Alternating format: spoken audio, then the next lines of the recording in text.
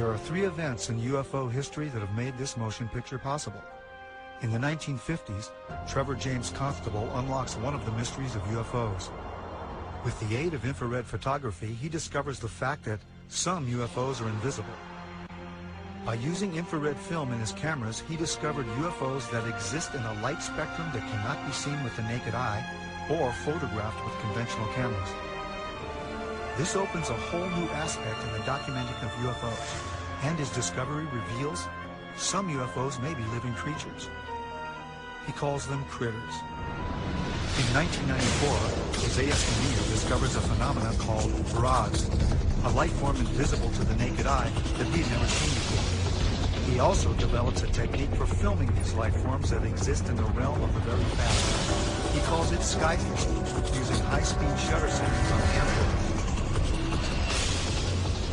In 1995, NASA stops airing live broadcasts from shuttle missions after UFO footage has been made public, creating a controversy about how much NASA really knows about their existence. Looks like you got an object right in front of you, Mark. Can you look out there? I'm not sure what you're talking about. Never mind. That same year, Martin Stubbs begins recording what will be 5 years and over 2,500 hours of uninterrupted live broadcasts from NASA's own download. Today, we have digital camcorder technology that enables us to capture UFOs in full-color, high-resolution video. Invisible UFOs can now be captured in broad daylight by anyone. Two camcorders of the same make and model are set up side by side. Camera 1 on the left is set for regular daytime recording. Camera 2 on the right is set on night shot, which has been converted to shoot in broad daylight. On the regular camera, there's nothing in the sky. With the night shot camera on the right, a UFO that is in the infrared spectrum is clearly visible. What has never been seen that exists in the invisible realm of the infrared can now be seen using current camcorder technology. Using this new technology for filming UFOs invisible to the naked eye, someone out there will eventually capture the best UFO or ROD footage ever, and probably in high-definition video. UFO research, however, is only a part of the story. I think it's long past time to open this up to the public. Give us information to the young people of the world in this country. They want to hear it. They want it. Give it to them. Don't hide it and tell lies and make stories. They're not stupid. Eventually, there's going to be something happen that will make all of them have egg all over their face. And they're going to have to admit that they haven't been truthful at all.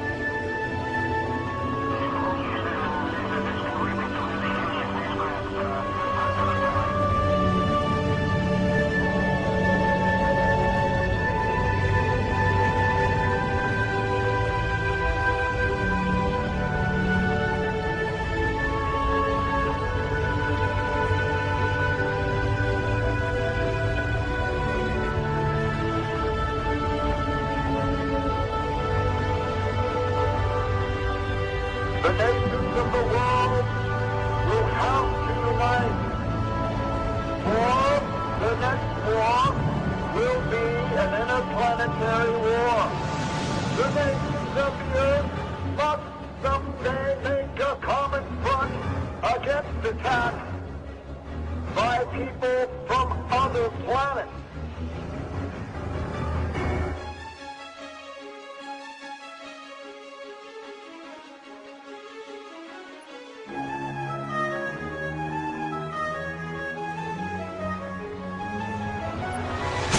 enemy aircraft guns went into action against unidentified aircraft in the Los Angeles area, ordered by the Fourth Interceptor Command at 2:25 a.m. The unidentified object moved slowly down the Pacific coast from Santa Monica and disappeared south of Long Beach. Searchlights closely followed the object down the coast and kept it centered in their track. Shells frequently could be seen bursting near the object, but none appeared to hit it. The shooting stopped about 3:30 a.m. Approximately 20 minutes after the firing died down, the ship returned and headed westward from Long Beach toward Santa Monica. The guns went into action again, throwing round after round of shells at the object. The second barrage appeared to be closer to downtown Los Angeles, whose watchers could hear the concussion of the guns more clearly, and the flash of bursting shells was brighter. Then the ship disappeared for the second time over the ocean. We return you now to CBS in New York. That was Byron Palmer on the West Coast.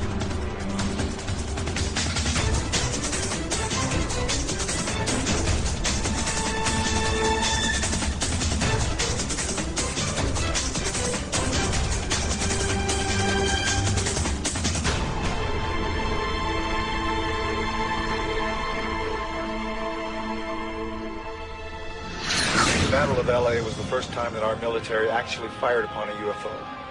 The next day, the military told the press it was nothing but a weather balloon.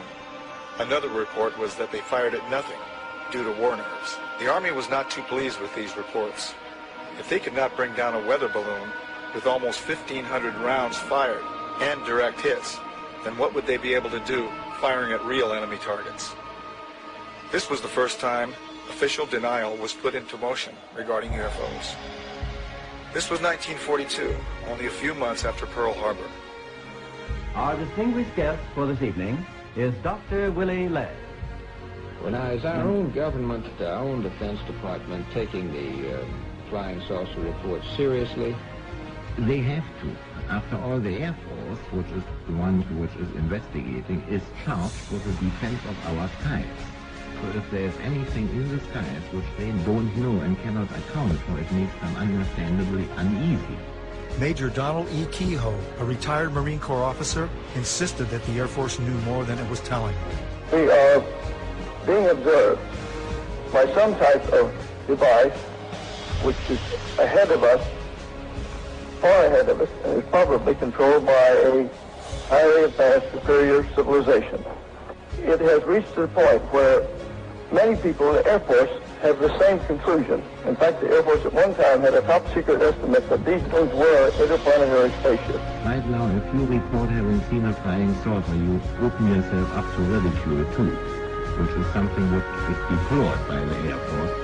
In other words, members of our audience who might, for one reason or another, see a flying saucer can make the reports to the Air Force and be rendering a service now, and not invite ridicule. Yeah. Instead of being a subject for ridicule and a big joke, actually is a serious matter which could affect the lives of all of us. Actually, most people who report a UFO sighting are patriotic citizens who have been mystified by something that they've seen, and through a patriotic sense, report it to the local law enforcement officials or to the United States Air Force base near them. The first reports were brought in by quiet and sober citizens, like Frank Manor. I looked to the north of me, and looked like a fallen star. The air was red and kind of coming down, and on about a 45. And so then I watched it, and I was going to see if it landed, and then maybe go down and see what it was. And when it got to the top of the trees, it stopped, and a blue and a white light come on. And I looked at it, and I thought I was seeing things. Frank Manor's UFO remained over his swamp for more than 4 hours. His children saw it, his in-laws saw it, residents of the area saw it. I saw it looked shaped like a pie. I couldn't see the front of it. I just saw the round front, and I could see the light on either side. I just wanted to stay there and keep my eyes glued to it. I couldn't wait. But I can't fathom it because it seems so unreal. William Van Horn, Hillsdale's undertaker and civil defense director, also spotted the UFO and was with his Geiger counter the next day, checking a mysterious perfect circle where the UFO had been seen. No one photographed it, but Sergeant Newell Schneider of the Sheriff's Office remembered it well enough to draw it. Oh, it moved very rapidly at any speed or rather any direction it wanted to go. Why it could change and go to the right or the left or go crossways without hesitating a bit. What do you think of it? Well, if they call it a flying saucer, that's what it is. The Air Force sent its chief scientific consultant on UFOs, Professor J. Allen Hynek, to check the Michigan sightings. Dr. Hynek agreed that the good citizens of Michigan had seen something in the marshlands. He thought they had seen marsh gas. They, as children on a farm, had many experiences with swamp rights, and that this was obviously the thing that it was, and they couldn't understand why the people in Michigan got so excited over swamp rights. Dr. Hynek's belief in marsh gases was not exactly welcomed by Ann Arbor Sheriff Douglas Harvey, who had some interesting things to tell me. Because if he's going to say it's marsh gases, I'll tell you now, in all due respect to Professor Hynek, he's all wet. I think this is a flowered up deal, because last night he was in my office, and this is what my statement will contain. And at 11 o'clock, he had no statement whatsoever to make. He told me he had no idea what it was, but he said the Pentagon said that he had to make a statement tomorrow. He said, I don't know what I'm going to say. So overnight, he comes up with this theory. Right now, if you report having seen a flying saucer, you open yourself up to ridicule. Well, you're going to hear the beer bottles thrown. Look at my windshield. What would you think if somebody was throwing beer bottles at your house, down out in the middle of the road screaming, you nut, you're fanatic, and all that? What would you think? You open yourself up to ridicule. Are you sorry now that you did tell people what you saw? Yes, I am. I'm sorry, because it's not it's not the truth, but it's just the idea, the reaction of the people. They think you're a nut. To tell you the truth, that's just what they figure you are. And I'm not going to take it no more. I don't want nobody down in here. I just leave me alone. You open yourself up to ridicule too, which is something which is deplored by the Air Force, is deplored by the Air Force, is deplored by the Air Force. If the thing lands right there by that pump, I'd never say a word. And he got out and talked to me. I wouldn't tell nobody. That's just the way I feel. I'm bitter and disgusted in the whole matter. According to the United States Air Force, in following a policy which is set probably fairly high in the Pentagon, there are about 250 or 300 extremely incompetent airline and military pilots in this country. The airlines let them continue to fly even though they have reported UFOs. The Air Force has been accused from time to time of hiding information about UFO. What do you have to say to that, Colonel Henry? Well, these charges are absolutely untrue. We have not been hiding anything. This is not an attack on the Air Force spokesman or the project spokesman. They are simply following orders to explain away all UFO sightings as quickly as possible when they become public and deny that UFOs really exist.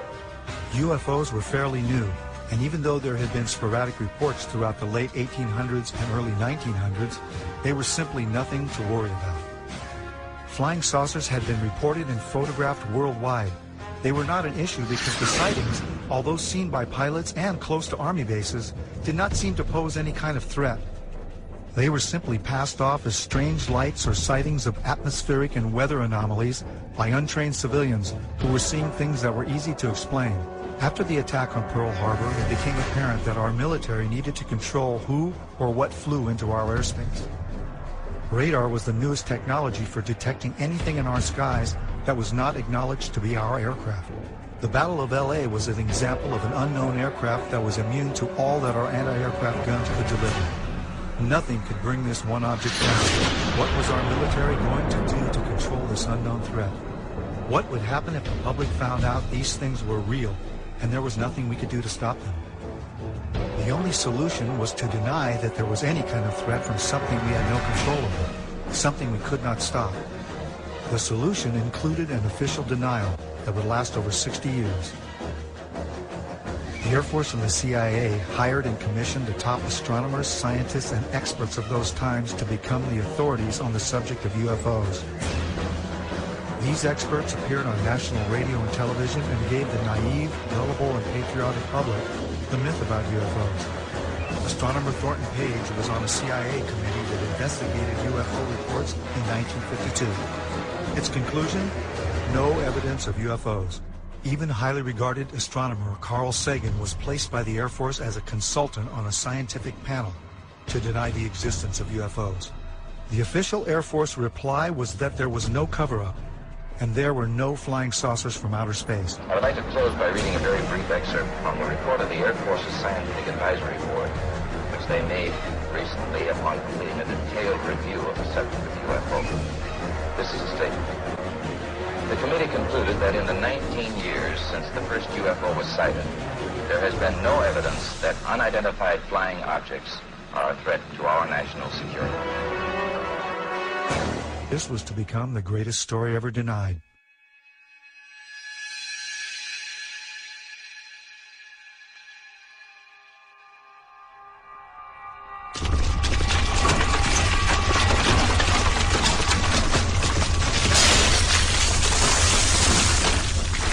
Like many other people in Los Angeles, my brother and I were devastated by the Northridge earthquake.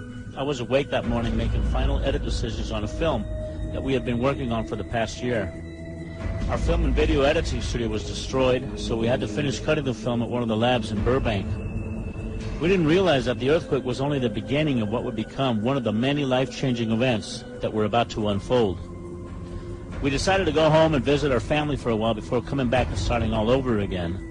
We went back to Roswell, New Mexico, which is our hometown, and a couple of months later we filmed the first broad daylight footage ever taken of UFOs over the Roswell area. We compiled an enormous archive of broad daylight UFO activity at Midway, which is where we all grew up, and which is located just 9 miles south of Roswell. Midway is also the place where the rods phenomenon was discovered. A mysterious object has been caught on tape over Albany, New York. It looks suspiciously like a missile. Is that possible? Yeah, and that's pretty scary over a commercial airport, but I don't know, whatever it is, it was going very fast, it was above the clouds, and it was hundreds of feet in length. So the FBI has seen this tape? Yeah, they took it from me, and it's on its way to Washington to be analyzed. Now, what do you think it is? I mean, just looking at it, are you calling it a UFO, or are you calling it a missile? What does it look like to you? A lot of people are saying that it's this thing called a rod, which I'm not sure about. These biological creatures that live in the upper atmosphere, which sounds strange, that we haven't discovered yet because they just move too fast for us to see. It doesn't. So somebody's telling you that thing is an owl. Yeah. This guy, Jose Escamilla, he's been researching these for like 8 years. He has a website, and that's what he thinks. It's amazing. No telling what these things are going to teach us once we catch a specimen and investigate what its makeup is. But it's an incredible phenomenon. Whatever these things are, they've mastered the ability to travel through both mediums as if there's nothing really there. It's like traveling through dimensions.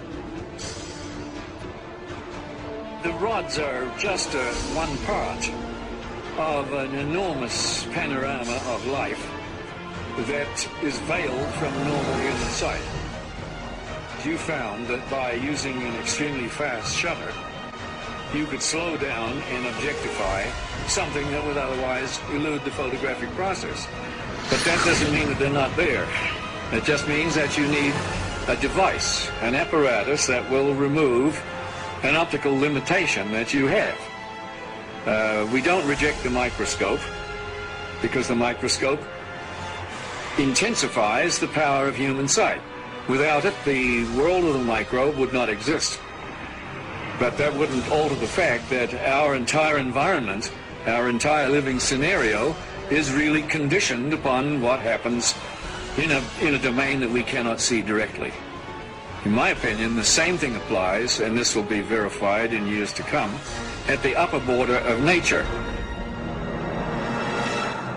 But I realized at this point that it's very secret, that it was kept secret, because I asked him, what are you going to do with this piece of information? And he said, we always airbrush these out before we sell them to the public. So they're pesky little creatures appearing on this photograph they wanted to get rid of. This is a fact of the matter. We were really not sure after John flew whether or not there were critters, living critters out there somewhere. Critters that were captured by NASA on that mission, the STS-75, in 1996.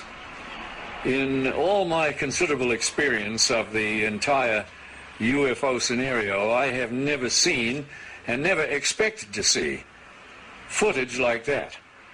And least of all did I expect to see it on film that, or tape that had been exposed by the government in a NASA mission.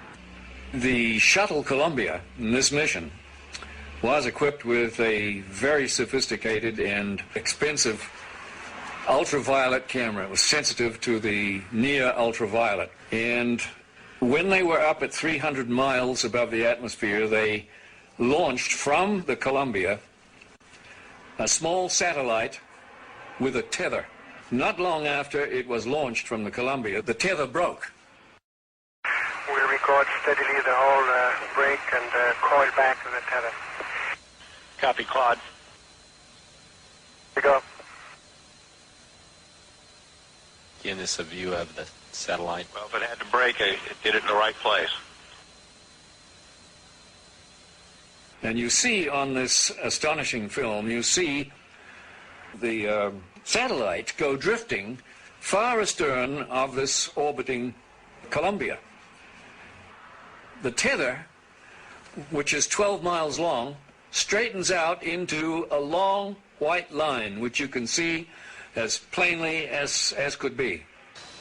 Columbia and the satellite now 77 nautical miles apart. Now, while this is all going on, a whole covey of UFOs, perhaps 36 of them, manifest to this ultraviolet camera, and they begin moving around, circulating, looking for all the world like something in an aquarium tank. The satellite, again, just moving into sunrise. Now, Houston, of course, down on the ground, is getting this feed from the Columbia, and they ask the astronauts in the shuttle, what can they see? What is it they can see? Guys getting the image? Franklin, we see a long line, a couple of star-like things, and a lot of things swimming in the foreground. Can you describe what you're seeing? Well, the long line is a tether, and there's a little bit of debris that kind of flies with us.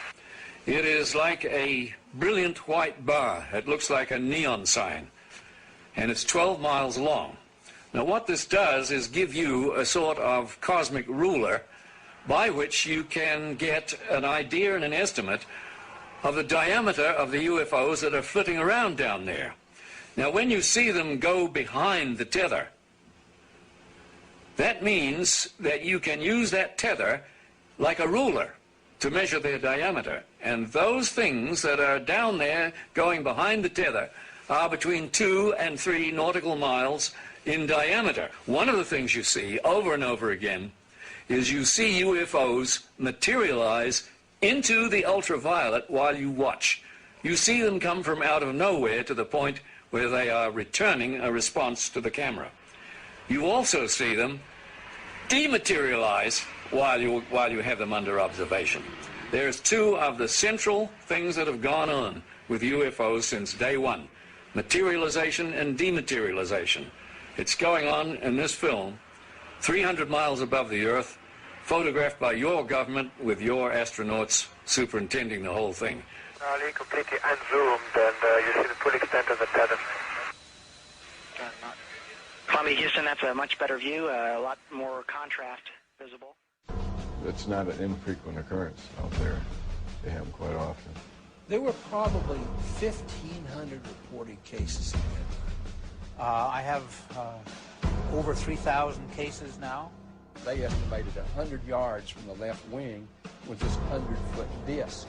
And the strength of the signal was as strong as the surface contact on the water of an aircraft carrier. This contact was huge.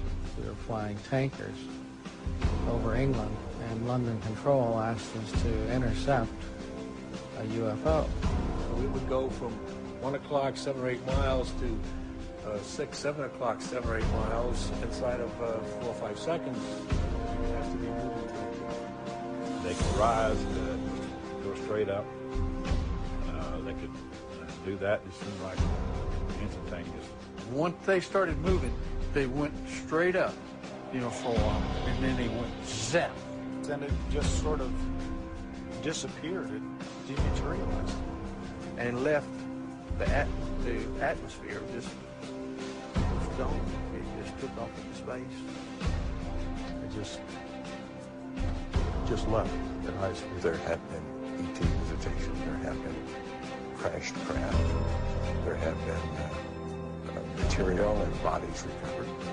I didn't want to look at it any longer than that because I felt that my life was in jeopardy. I was beaten, literally hidden in the ribs and pushed, and I was resisting. And I know Sergeant Bustinza was doing the same thing.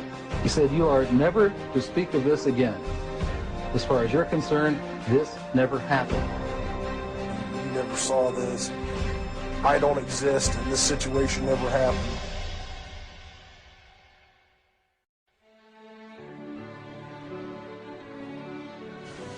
We are here today to disclose the truth about a subject that has been ridiculed and questioned, denied for at least 50 years. The reason we are coming forward now is that we are asking for the U.S. Congress and for President Bush to move towards an official inquiry and disclosure on this subject.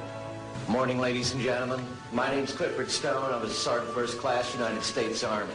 My name is Dwayne Arneson. I served 26 years as a communication electronics officer in the U.S. Air Force. My name is John Callahan. I'm a retired FAA employee. I was the division manager for the Accidents Evaluation and Investigation Division. My name is Don Phillips. I was in the United States Air Force and had worked with certain intelligence agencies of the United States government. These are people who have been inside the CIA, NSA, NRO, Air Force, Navy, Marines, Army, all divisions of the intelligence and military community, as well as corporate witnesses, contractors to the government. My name is Dan Willis. My name is George Filer III. My name is John Maynard. My name is Donna Hare. My name is Carl Wolf. My name is Harlan Bentley. My name is Larry Warren. My name is Mark McCandlish. And these are folks who have been involved in so-called black budget or covert unacknowledged projects. These unacknowledged special access projects are taking in at least $40 to $80 billion per year. And they are sitting on technologies that can change the world forever. My name is Charles L. Brown. My name is Michael Smith. My name is Robert Solis. My name is Carol Rosen. I have had grown men weep who are in the Pentagon, who are members of Congress, and who have said to me, what are we going to do? And I'm prepared to tell the story in front of Congress, and it is the truth. And I will testify under oath before Congress that what I'm saying is the truth. I'm prepared to go to Congress, to swear before Congress that everything I've told you people and everything that is here is the truth. These men and women have come forward and they have their credentials, they can establish who they are, and they have been first-hand witnesses to some of the most important events in the history of the human race. I'm willing to testify to the truth of all these matters that I've spoken about in front of Congress under oath. I'm willing to testify before Congress that what I'm saying is true. And I am prepared to testify in detail concerning these events and their truthfulness before Congress. These statements are true and willing to testify under oath before Congress. That I will testify under oath as to what I say is true, and I will do so before Congress. So I will testify before Congress if necessary and explain exactly what happened. And I will testify before the Congress under oath about everything I have said and more. I have personally briefed a sitting director of Central Intelligence, James Woolsey, President Clinton's first CI director. I have personally briefed the head of the Defense Intelligence Agency, the head of Intelligence Joint Staff, members of the Senate Intelligence Committee, many members of Congress, members of the European leadership, the Japanese cabinet, and others. And what I have found is that none of them are surprised that this is true, but they are uniformly horrified that they have not had access to these projects. A lot of people talk about conspiracies over a shadow government. I'm willing to testify before Congress that these black operations do exist. I nearly became part of it. but I saw the light, I think, or was it? And I got out. And that's it. We have to disclose what we know. And I am willing to testify before Congress under oath, or before any other organization, that what I witnessed is true. This whole project, bringing this out in the open, will probably take other people too. But myself, I'm 73 years old, and I've had a good life and no regrets, and I've loved this country, and I've been a Christian all my life since I was about 11 years old, and so I believe God wants this known. And I believe the cosmos wants this known. I know we're not alone in the universe. I know that the absence of evidence is not evidence of absence. It's evidence that has been denied to the American people.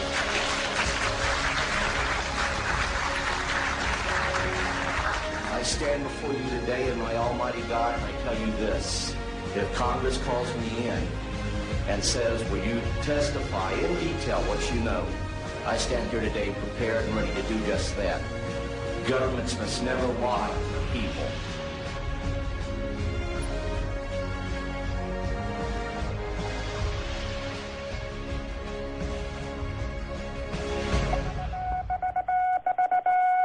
Headline edition, July 8, 1947. The Army Air Forces has announced that a flying disc has been found and is now in the possession of the Army.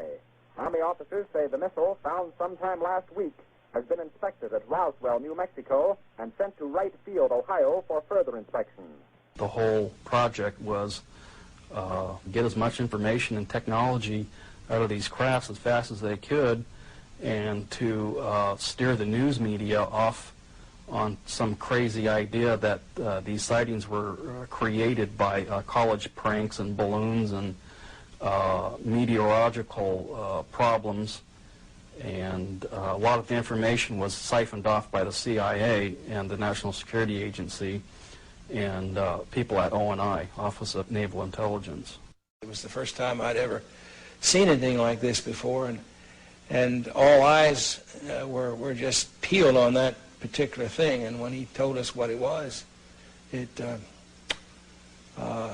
was frightening. It was eerie there. You could have heard a pin drop in the room when it was first mentioned. Well, he said it had been taken from one of the craft that had crashed in New Mexico, and that it had been taken from a box of materials that the military was working on.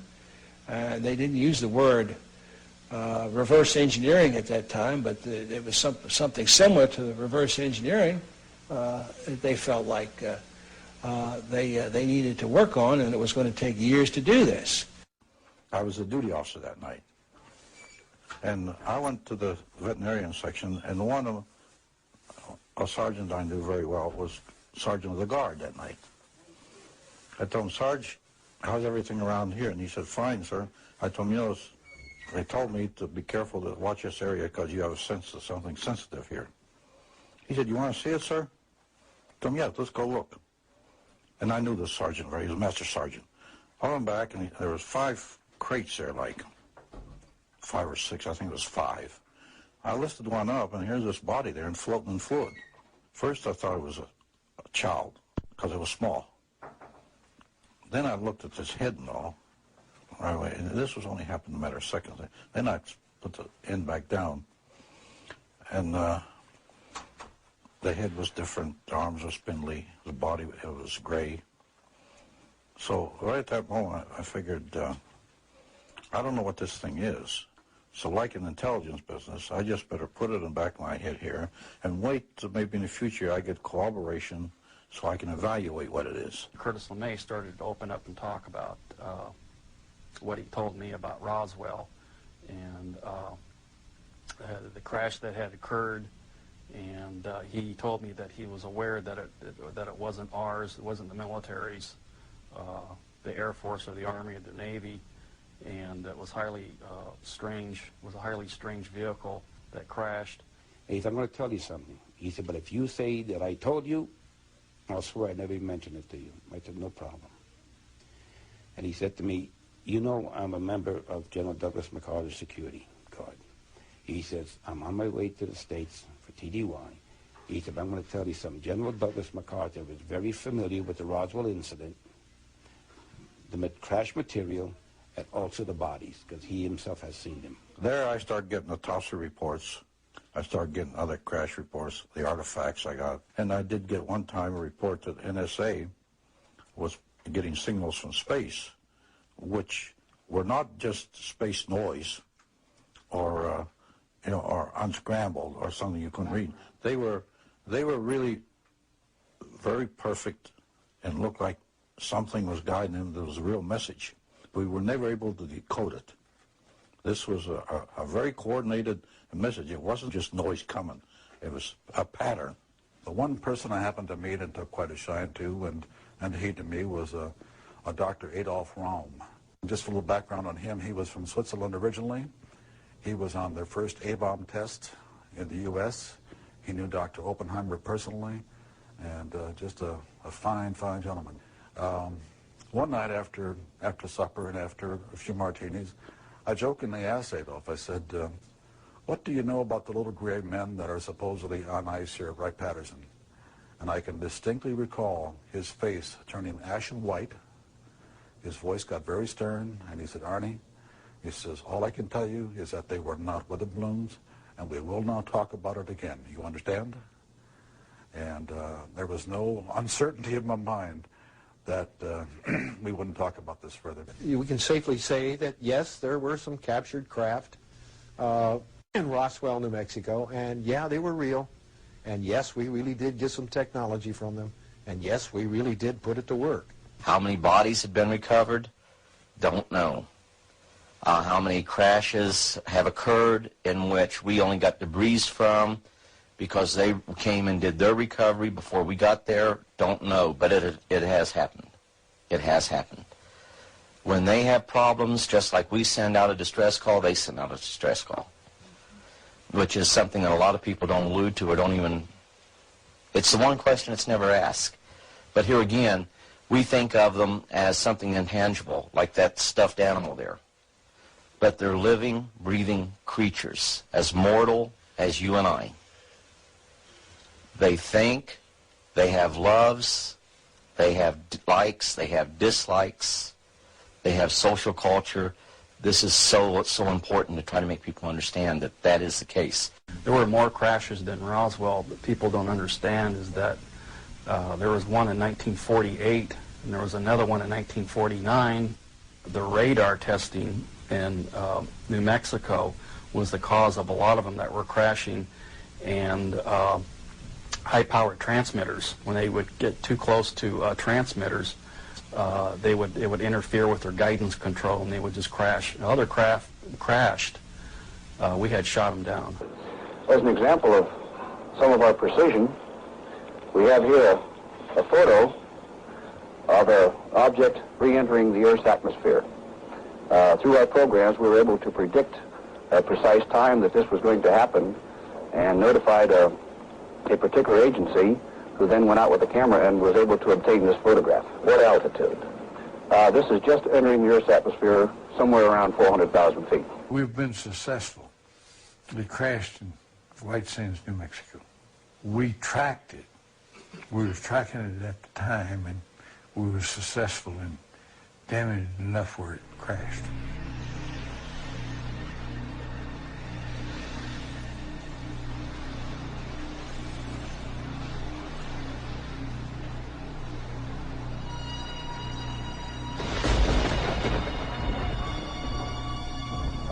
I can verify, corroborated by the people that I have worked with and do work with now. I made a comment that was really funny at that particular point. I didn't really connect it with anything until later. He says, "You have no idea at all what we're about, do you?" And I told him, "No, sir, I don't." He says, "Well, someday the technology will be out there that has been totally back-engineered." Went right over my head at that particular point.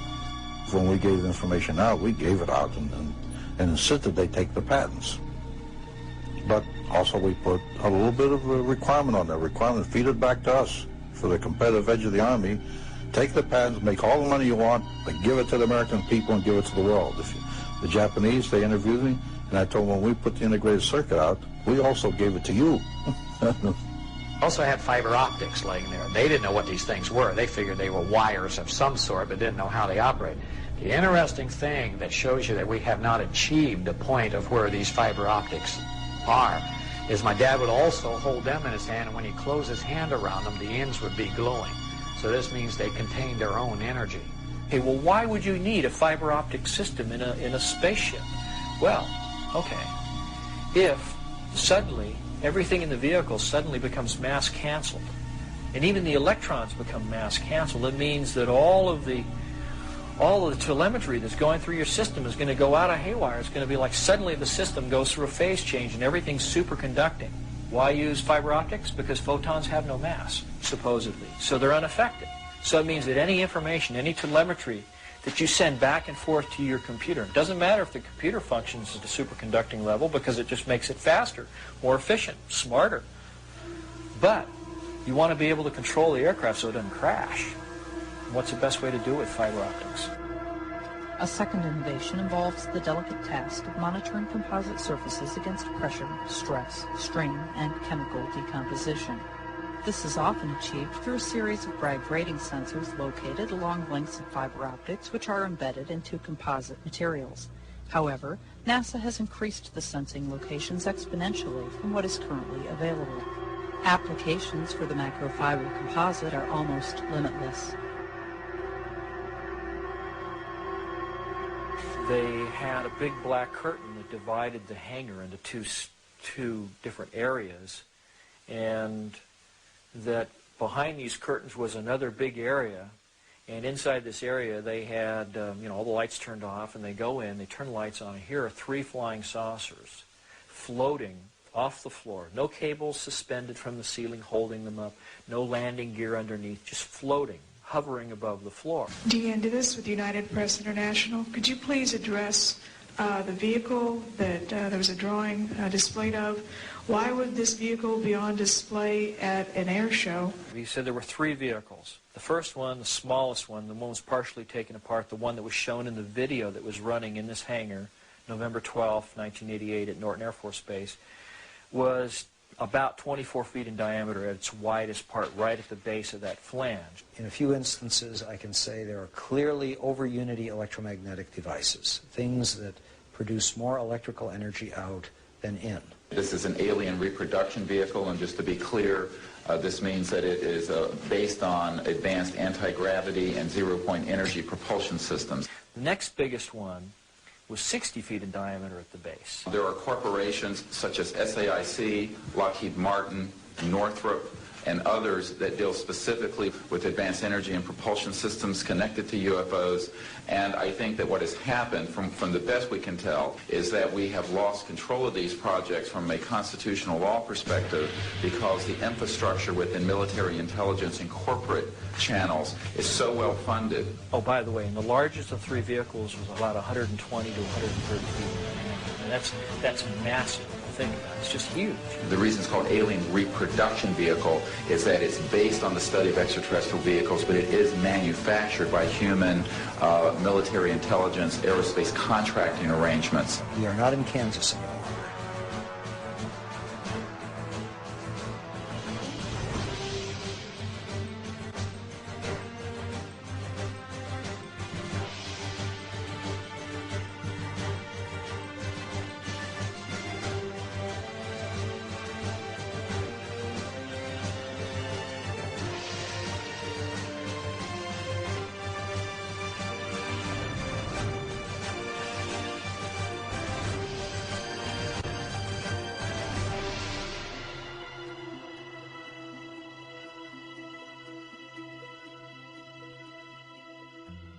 Brad said that in this exhibit at Norton Air Force Base that a 3-star general said that these vehicles were capable of doing light speed or better.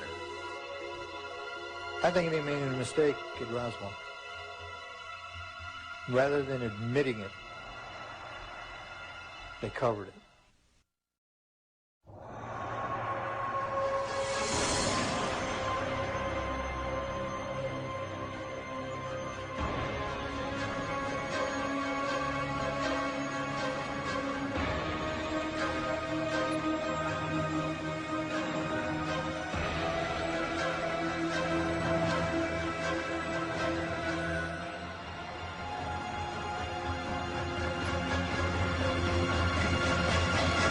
Our moon is an object that exists in our immediate space.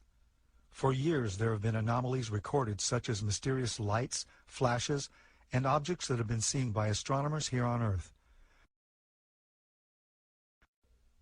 NASA released a compilation of these recorded reports prior to the first moon mission.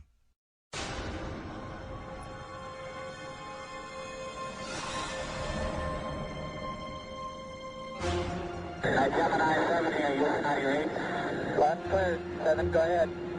Philadelphia, 10 o'clock high. This is Houston, say again, 7? I said Philadelphia, 10 o'clock high. Right here. Gemini Control here again. The reference in that conversation was bogus. It was Borman who reported citing the bogus. This is Gemini Control Houston. That's 4 hours, 24 minutes into the flight. Well, as far as the moon is concerned, I think they found when they got up there that there was already somebody there. And I wouldn't want to say any more than that. But they got out of there and they haven't been back. But I have seen certain documents and read certain reports that indicate that there's somebody already there that knows a lot more than we do and would be willing to run us off if we didn't go on our own. I doubt that we will go to the moon again. It has been argued that the moon could be used as an indicator of extraterrestrial visits to our solar system.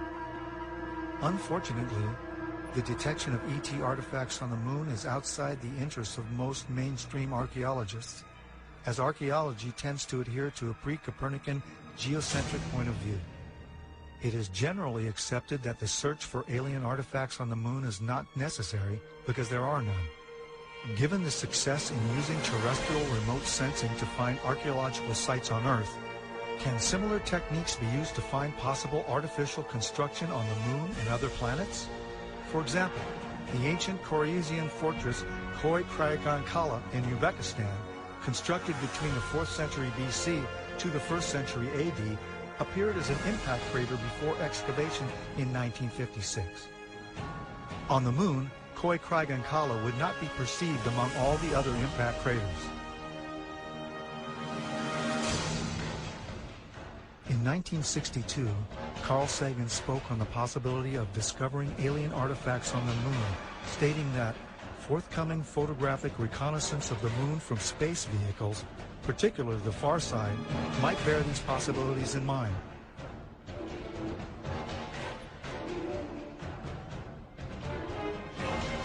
Rectangular patterns on airspace photos are recognized as signs of human culture in the remote sensing of the Earth and air archaeology. It seems reasonable, then, to search for rectangular patterns on the moon or on Mars.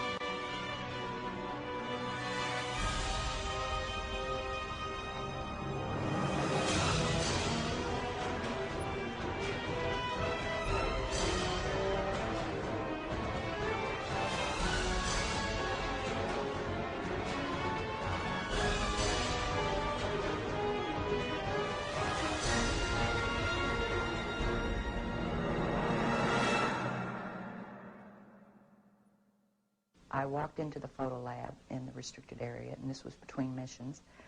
One of the gentlemen I had been friends with, and I still talk to occasionally, he pointed to one area of this mosaic. It was one panel of a mosaic with a smile on his face. He said, "Look over there."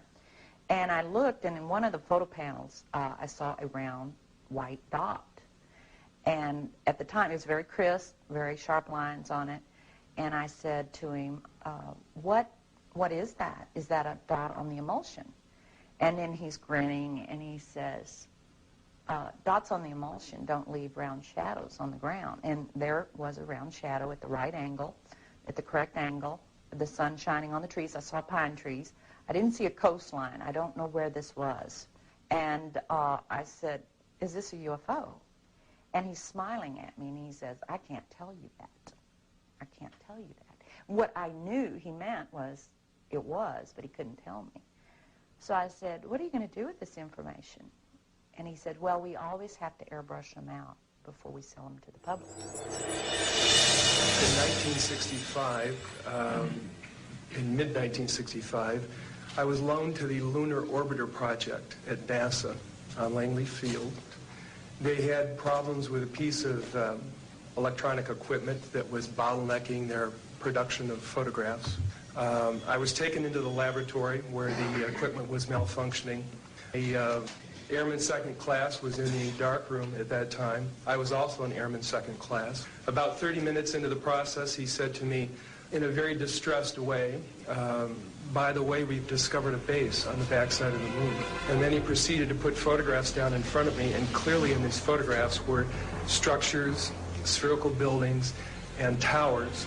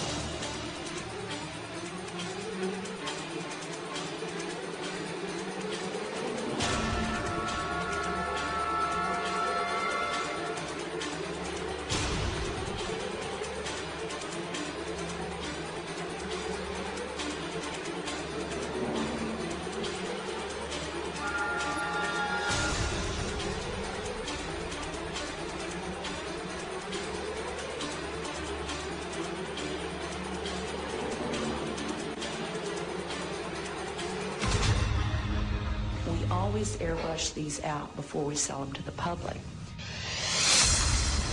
Mosaics and showed this base, which had geometric shapes. There were towers. There were spherical buildings.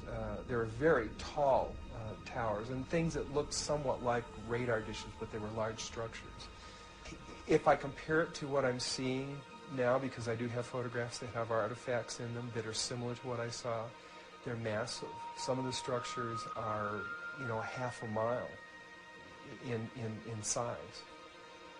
So they're huge structures. Some of the buildings seem to have very reflective surfaces on them. A couple of structures that I saw reminded me of cooling towers at power generating plants. They had that sort of a shape. And some of them were just very, very straight and tall with a flat top. The particular shot that I saw, there were several clustered together over a landscape, a fairly large landscape.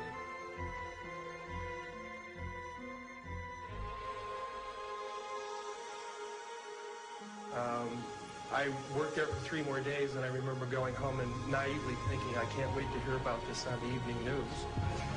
And here it is, more than 30 years later, and I hope we hear about it tonight. And I will testify under oath before Congress that what I'm saying is the truth.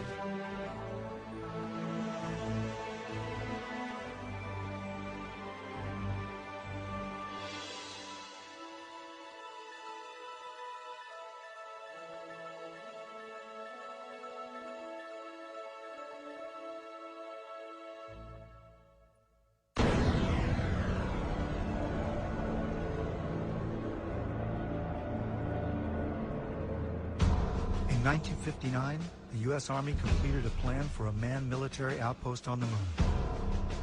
The Horizon Lunar Outpost was said to be necessary to protect United States interests on the moon, to conduct moon-based surveillance of the Earth and space, to act as a communications relay, and to serve as a base for exploration of the moon. The permanent outpost would cost $6 billion and become operational in December 1966 with 12 soldiers. The base would be defended against Russian overland attack by man-fired weapons. The Apollo program began only 2 years after the Horizon report, but a moon base would not have been established earlier than the 1970s. During the discussion of UFOs, the question ultimately is going to come up, can any government keep secrets, let alone the U.S. government? And the answer to that is unequivocally yes. People in high-level government have very, very little, if any, information, valid information about this. Most have no more knowledge than the man in the street. There's always been what they call the need to know.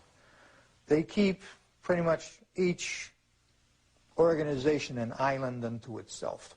I looked at him and I was pretty startled because I'd worked out there several years and never seen anything like this, never heard of anything like this. I had a top secret crypto clearance, and I could go into areas where my commanders, some commanders could not even get in. He was a civilian but had done a lot of work with NASA on a lot of committees and what have you. And I think his problem was the fact that he hadn't heard about this. They can't get into there because they don't have the need to know, even though they have the same clearance as the guy that gets to go in there. He knew that he was very important because he was on a lot of committees in NASA. And since he was very important but hadn't heard about this thing, this couldn't be true. The UFO secrets can be kept secret from other people who have the same security clearance. And the truth is, they have hidden things like UFO and extraterrestrial information from us for years. Not just the current era, but back before the 1900s. There's about 38 levels above top secret. The highest is cosmic. That's, okay, I'll tell you right off now, that's UFOs, aliens, and particleization. Now, like you heard a while ago, there's only probably about 25 people in the world that know things that are known at that level. No president has had that level, has ever been cleared for that level. Eisenhower was the closest. Eisenhower wanted somebody to be in charge. He tried the CIA director, and it didn't work. CIA was working primarily for itself. Most of the intelligence directors of the services were working for themselves. What happened was Eisenhower got sold out. I think that he realized that all of a sudden this matter is going into the control of corporations. He realized that he was losing control. He realized that the phenomenon of whatever it was that we were faced with was not going to be in the best hands, and those were as far as I can remember, that was the expression that was used. It's not going to be in the best hands. In the councils of government, we must guard against the acquisition of unwarranted influence, whether sought or unsought, by the military-industrial complex. The potential for the disastrous rise of misplaced power exists and will persist.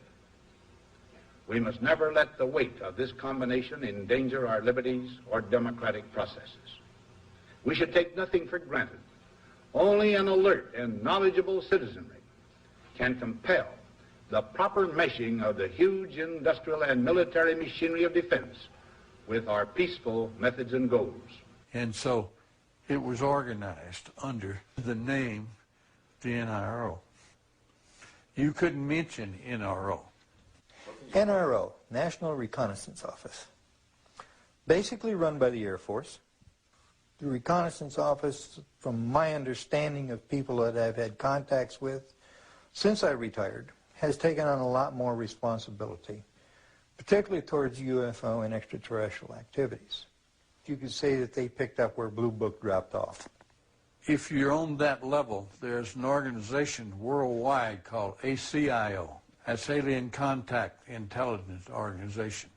If you pay your dues and you follow the rules, you can benefit, your government is allowed to benefit from that organization's information. Henry Kissinger headed some sort of a study group back in the 50s to study the ramifications of this information if it had leaked through a credible source.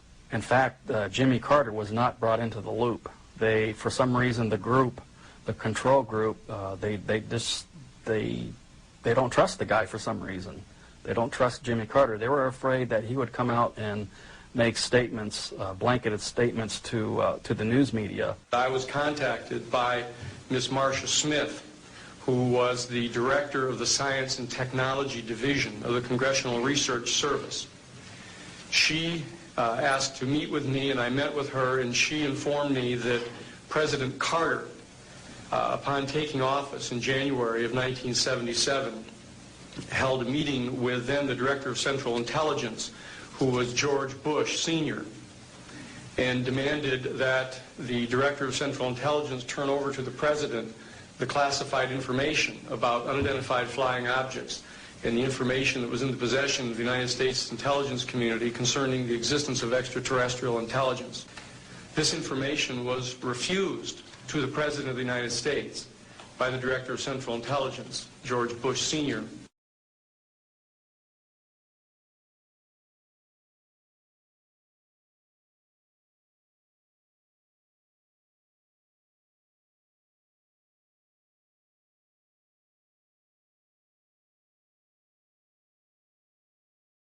Told us we could not talk about this to anyone, including any of the other crews, our spouses, our family, even amongst each other. So we could not discuss this at all. In the military, they do ridicule you, and I was ridiculed a few times. I was told I would never make Master Sergeant. I was on orders for tech, but I was told I would never make Master Sergeant, or I brought the strap up again. The pilots that had seen things and talked about it, some of them were let go, some of them released from their flying and treated as nutcases and things like that. At times I used to carry a nuclear weapon. In other words, I was mentally fit to carry nuclear weapons, but I'm not mentally fit if I see a UFO. Well, this criticism and this ridicule has, I think, done more to keep the story coming out than almost anything else. It had been discussed with me on numerous occasions.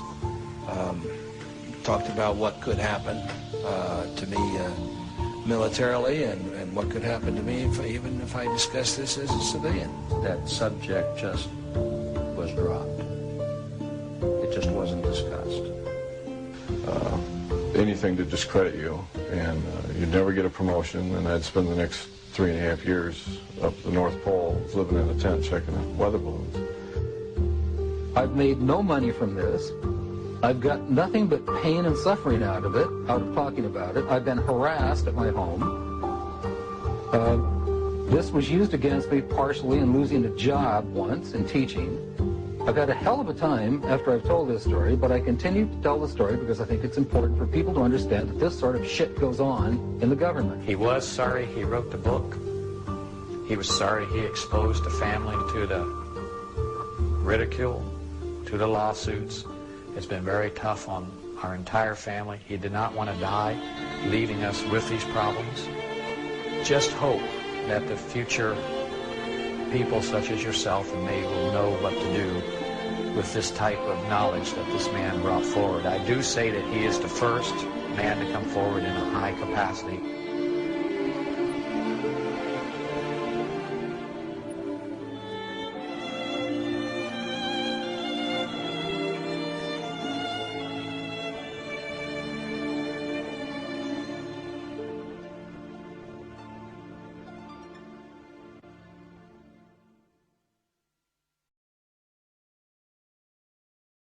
Measures have been taken by agencies to terminate people who appear to be inconvenient or troublesome through knowing too much. I would go interview people that claimed they had seen something and try to convince them they hadn't seen something, or they were, hallucinating or something. Well, if that didn't work, another team would come in and give all the threats and threaten them, their family, and so on and so forth.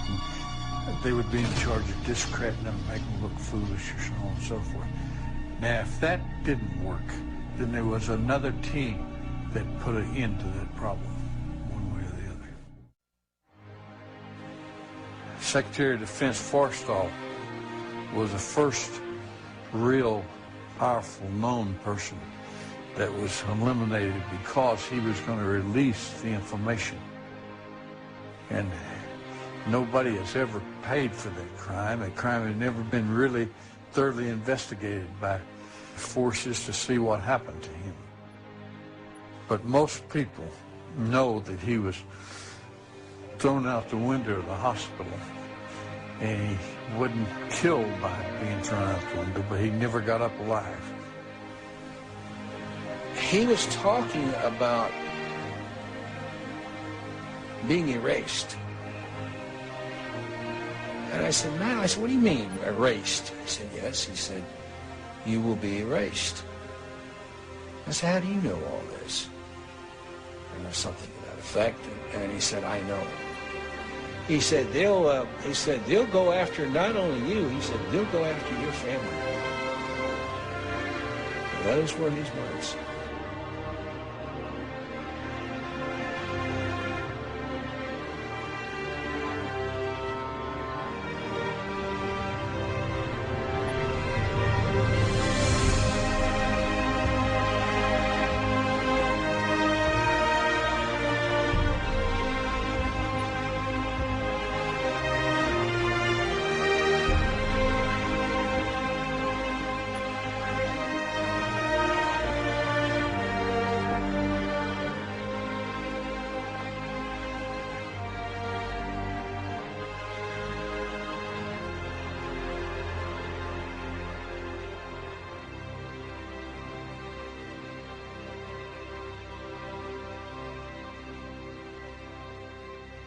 And they're yelling at me, and they're hollering and cursing, and you didn't see anything, and we'll do you and your whole goddamn family. And they're it was basically that for about 8 or 9 hours. They're just off on their own.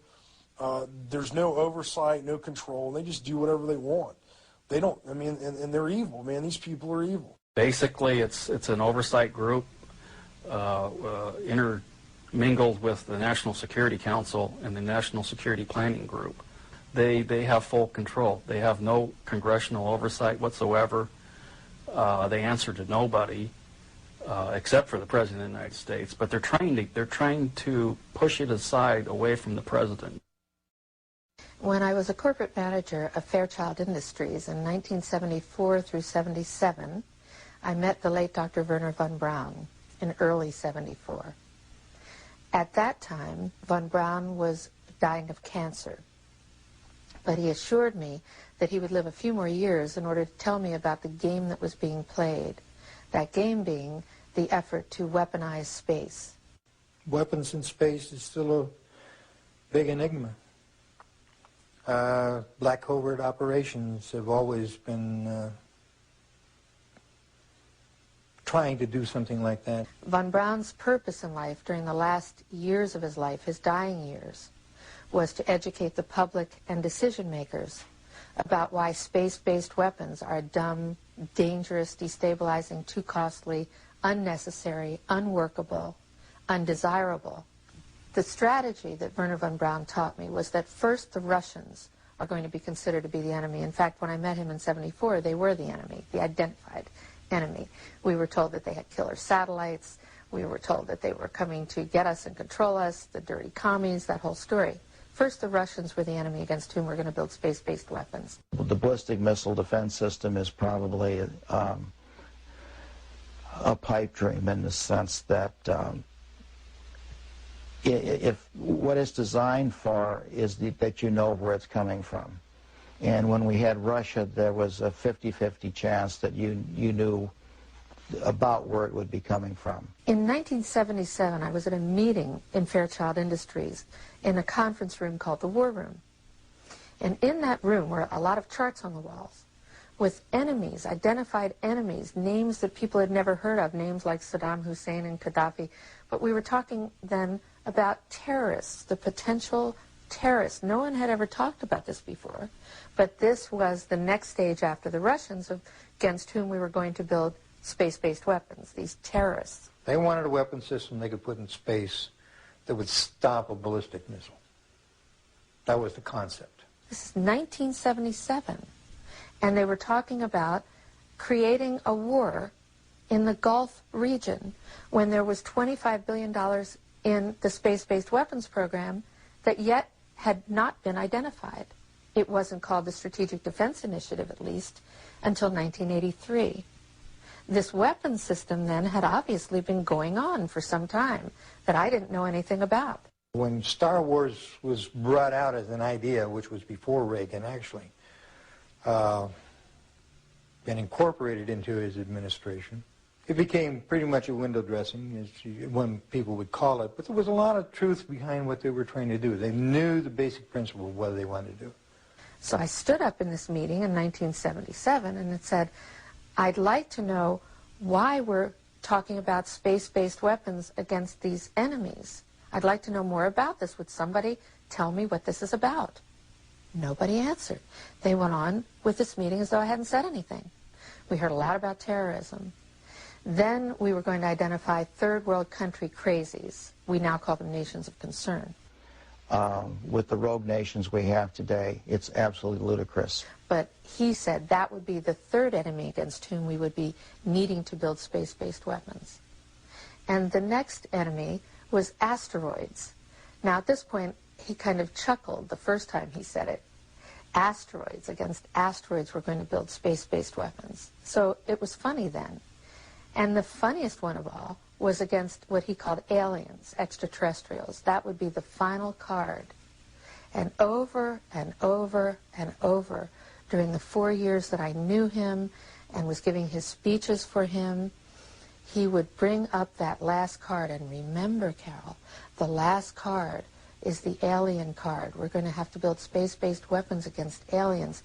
And all of it, he said, is a lie. Well, if they were hostile, my own knowledge is, and feeling, I don't know about all of them, is that we could have been, with their weaponry, as it might be used, could have destroyed us a long time ago. If beings can travel in time-space, then anything we would put in orbit as a weapon would be like going against Genghis Khan with a firecracker. Now, some would like for us to believe, like to develop the idea that the aliens and people are our enemy now. But that's not true. I noticed the satellite's positionings. I said, now, this is supposed to be a system that tracks radar anomalies on Earth, right? You know, the whole thing, movement. Yep, that's what it does. And I said, so why are half of them pointed towards the outer space? Towards the moon, towards areas that are just blank space. I have concluded that I'm fighting against the clock. That I have but a short time to try to convince people that we are moving in an avenue where we are going to militarize space. As a result of militarizing space, we are going to acquire new technology. We're going to evolve new technology.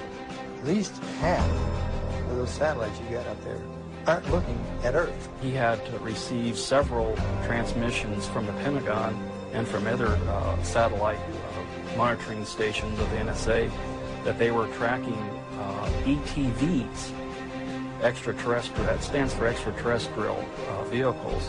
I said, what are they looking for? He says, well, you got to have a need to know about that.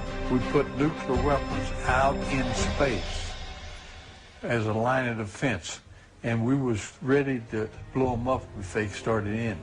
He didn't mention a timeline, but he said that it was going to be speeding up faster than anybody could possibly imagine.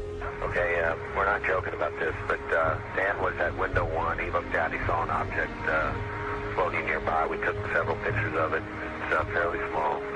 We just heard that in the process of poring over that heat shield, they found 3 more objects floating in close proximity to the Space Shuttle Atlantis. There you go, 1, 2, and 3. Unclear what those are. Maybe a 4th thing. Unclear what those are. Could be ice. Could be little pieces of harmless debris. Worst case scenario, could be parts of the heat shield, and that is why NASA is concerned. So it's very hard to identify what those little things might be.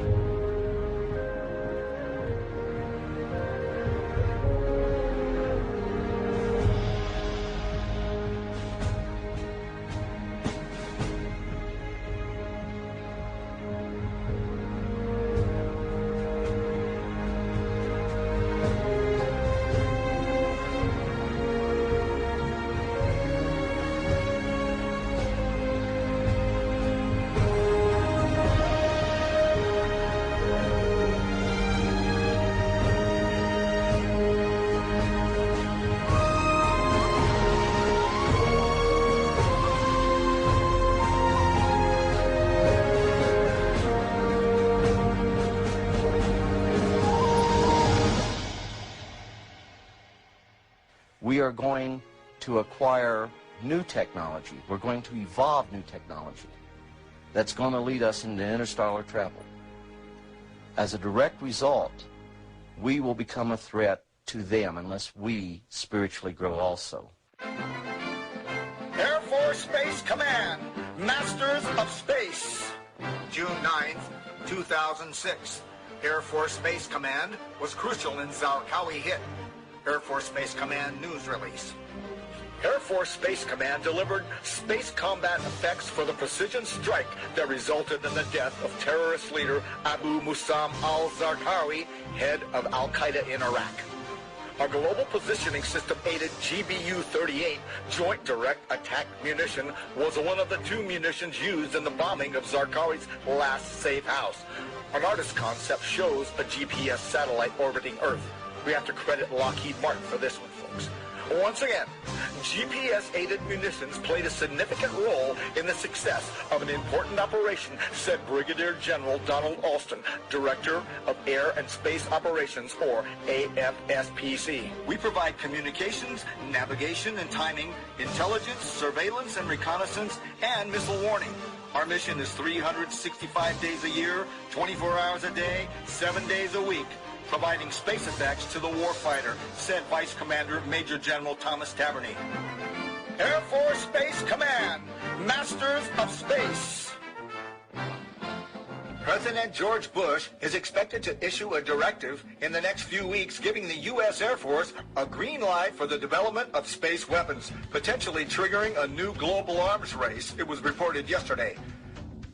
The new weapons being studied range from hunter-killer satellites to orbiting weapons using lasers, radio waves, or even dense metal tubes dropped from space by a weapon known as rods from God on ground targets. Space warfare experts said they expected the Bush administration directive to signal a shift in attitude towards exploring ways of affirming U.S. dominance in space militarily. In a memo that I wrote to President Bush last week, I stated that this campaign will persist until our goals are met, and they are as follows. That we have open, honest hearings on the subject in the U.S. Congress. That there be a permanent ban on the weaponization of space or the targeting of any objects of extraterrestrial origin.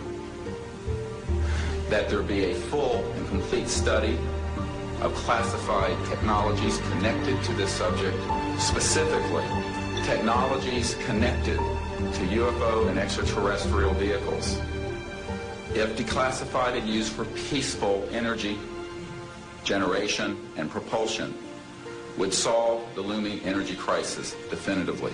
You don't need cars unless you've got an internal combustion engine. Well, if you have one of these units, you know, that's about 16 inches long and about 8 inches high and about 10 inches wide, then you don't need to plug into Kit Carson, the local electric company. It burns nothing, no pollution, okay? It never wears out because there's no moving parts. Denny Klein uses an alternative fuel source once thought impossible. He says people still have trouble believing him when he reveals his liquid fuel. Water. Take water and electricity, and we break it down through our very unique electrolysis process. Klein has just patented his process of converting H2O to HHO, producing a gas that combines the atomic power of hydrogen with the chemical stability of water. It turns right back to water. You see the water running off of it. Klein originally designed his water-burning engine for cutting metal. He thought his invention would replace volatile acetylene in welding factories. Then one day, as he drove to his laboratory in Clearwater, he thought of another way to burn his HHO gas. On a 100-mile trip, we use about 4 ounces of water. Klein says his prototype 1994 Ford Escort can travel exclusively on water, though he currently has it rigged to run as a water and gasoline hybrid. Simply speaking, it can change the world by reducing our dependence on fossil fuels. These are equivalent to our... Pete Dominici is helping Klein take his hydrogen technology patents from a 2-room office in Clearwater to consumer markets around the world. You know what? Microsoft came out of nowhere, came out of the garage. Why not hydrogen technologies? The duo is already in negotiations with one U.S. automaker and the U.S. government. Their plans have grown from basic welding with water to powering the entire world from the safest and cleanest fuel on Earth. Members of Congress recently invited Denny Klein to Washington to demonstrate his technology.